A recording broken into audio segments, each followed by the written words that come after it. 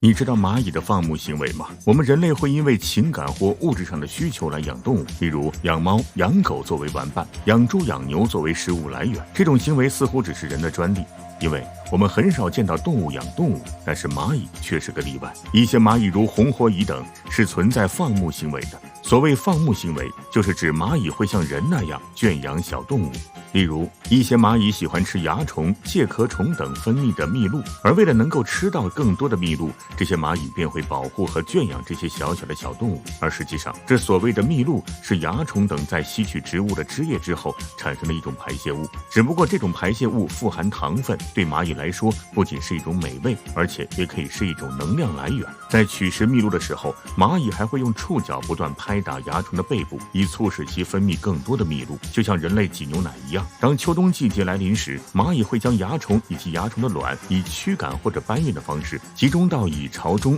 或一些隐秘的角落，帮助它们过冬。而待到春天来临时，蚂蚁又会将蚜虫和卵搬运到鲜嫩的植物上，等到冒出的植物汁液被蚜虫吸干之后，蚂蚁便会再次将它们迁徙到别的地方。这就是在蚜虫聚集的地方往往会有大量蚂蚁出没的一个主要原因。有专家将蚂蚁和蚜虫的这种关系定义为共生关系，那就是蚜虫为蚂蚁提供食物，蚂蚁保护蚜虫，并给蚜虫提供良好的取食环境。但更多的学者和教授认为，这更像是一种以蚂蚁为主导的社会性的放牧行为。除了蚜虫之外，蚂蚁还会放牧很多小动物，例如介壳虫、牧狮、蝉以及一些鳞齿目的幼虫等。目前仅已经发现的蚂蚁放牧的蛾子和蝴蝶的幼虫就有28种，这些幼虫同样能够为蚂蚁提供某种物质，只不过并不是蚜虫那样的蜜露，而是其背部一滴一滴流出来的特殊分泌物。除此之外，蚂蚁之所以会出现放牧行为，还有一些原因则是成瘾性。例如，在一种叫做森林蚁的蚂蚁的巢穴中，经常会出现一种体长56毫米的棕红色小甲虫